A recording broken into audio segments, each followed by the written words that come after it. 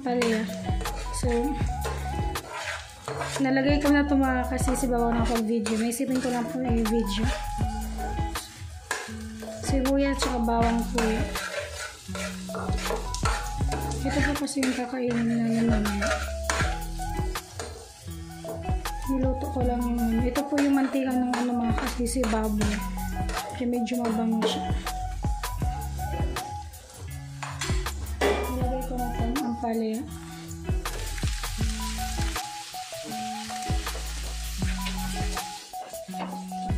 Ang bango ng amoy ng mga kasisi. Hawakan ko lang itong ipitan mga kasisi kasi walang hawakan.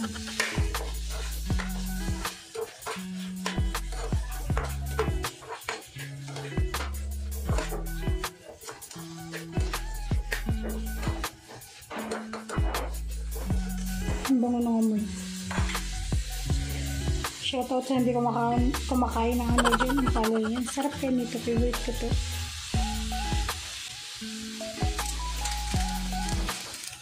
Parang gawin ko siya adobo. Adobo ng itlog.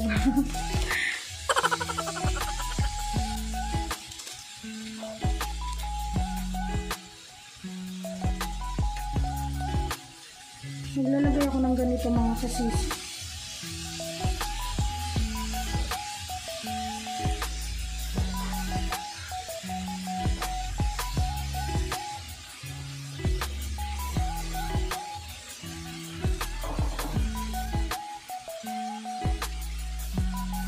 Tapos nilalagyan ko siya ng tuyo. Konti lang. O diba? So, huwag kayo mangialam dyan.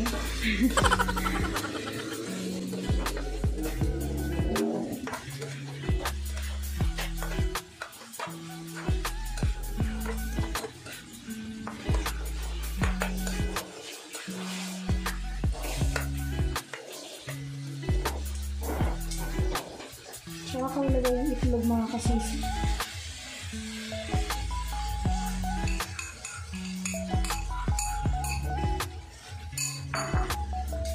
Tapos hahaluin ko siya.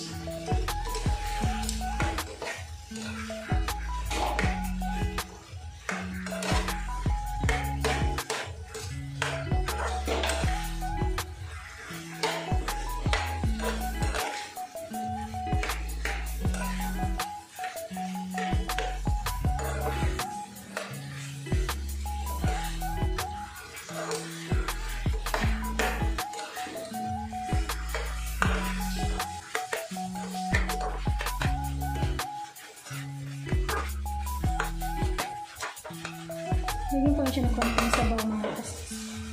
Konting tubig.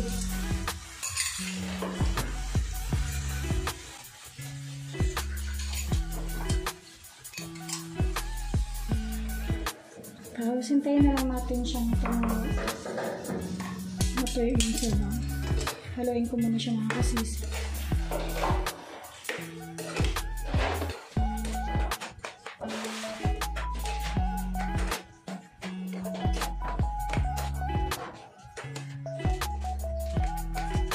Maya-maya mga kasisi.